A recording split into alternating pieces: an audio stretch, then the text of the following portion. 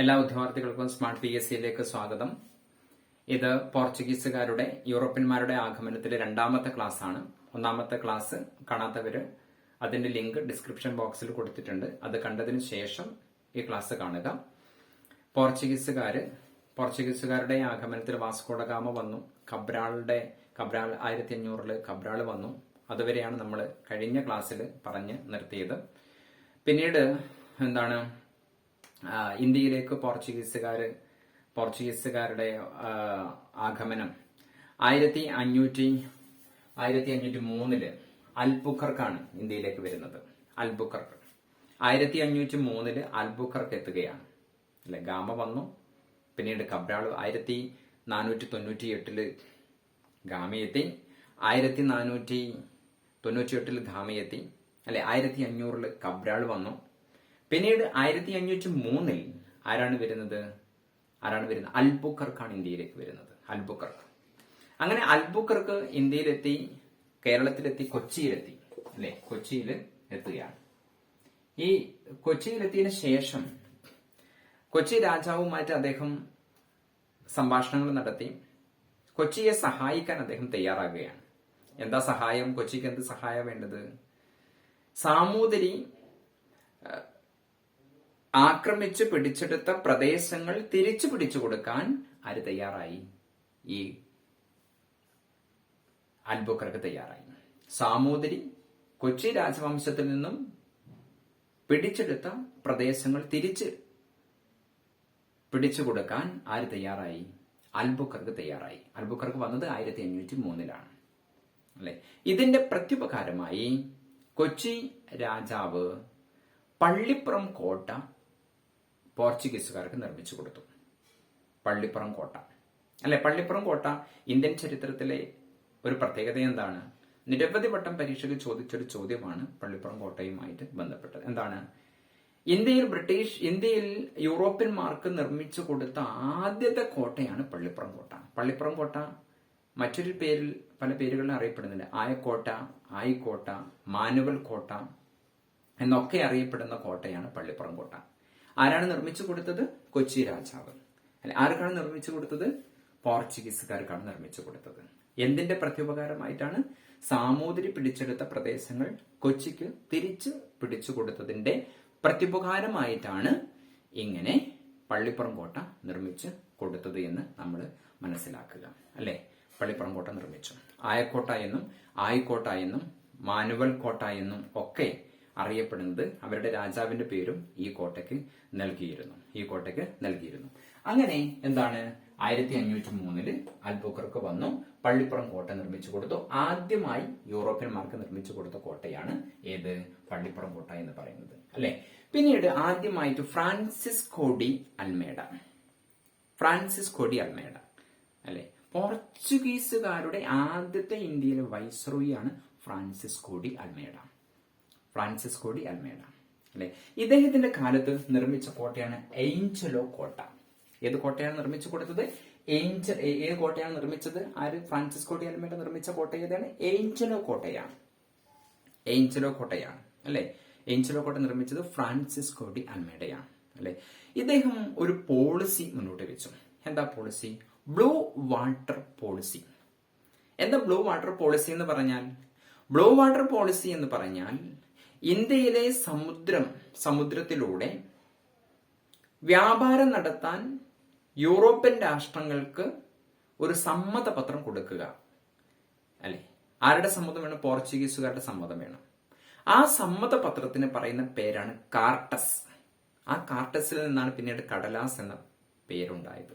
ഇന്ന് നമ്മൾ പറയുന്ന കടലാസ് എന്ന് പറയുന്നത് കാർട്ടസിൽ നിന്ന് വന്ന പേരാണ് അല്ലെ. ബ്ലൂ വാട്ടർ പോളിസി മുന്നോട്ട് വെച്ചത് ആരാണ്? ഫ്രാൻസിസ്കോ ഡി അൽമേഡയാണ്. എന്താണ്?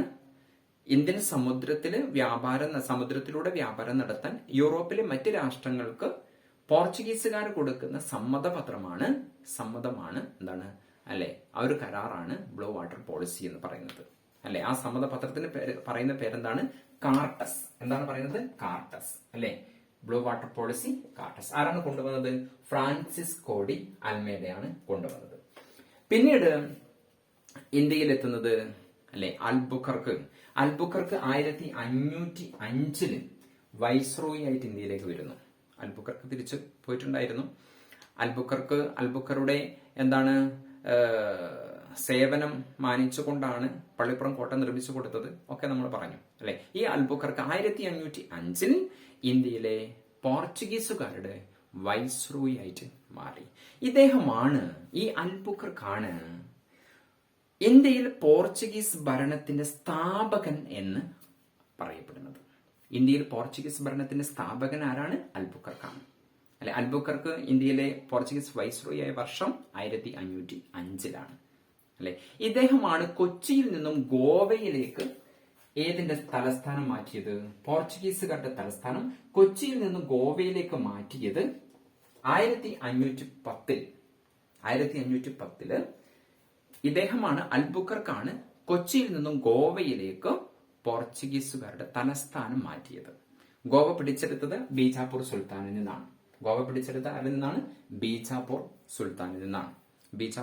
സുൽത്താനിൽ നിന്നാണ്. ഇദ്ദേഹമാണ് ഏത് നയം കൊണ്ടുവന്നത്? മിക്സഡ് കോളനി സിസ്റ്റം കൊണ്ടുവന്നത്. ആര്? അൽബുക്കർക്ക്. നേരത്തെ എന്താണ് ഫ്രാൻസിസ്കോ ഡി അൽമേഡ ഒരു നയം കൊണ്ടുവന്നു, ഏതായിരുന്നു? Blue water policy. ഇദ്ദേഹം കൊണ്ടുവന്നത് മിക്സഡ് കോളനി സിസ്റ്റമാണ്. എന്താ മിക്സഡ് കോളനി സിസ്റ്റം എന്ന് പറഞ്ഞാൽ? മിക്സഡ് കോളനി സിസ്റ്റം എന്ന് പറഞ്ഞാൽ ഈ പോർച്ചുഗീസുകാര് ഇന്ത്യൻ യുവതികളെ, പോർച്ചുഗീസുകാരായ പുരുഷന്മാർ ഇന്ത്യൻ യുവതികളുമായി കല്യാണത്തിൽ ഏർപ്പെടുക, അങ്ങനെ ഇവിടെ അവർക്കൊരു കുടുംബ ബന്ധം ഉണ്ടാക്കുക. അങ്ങനെ ആ കുടുംബ ബന്ധം അങ്ങനെയുള്ള ഒരു ബന്ധം ആരെ സഹായിക്കും? പോർച്ചുഗീസുകാരെ സഹായിക്കും.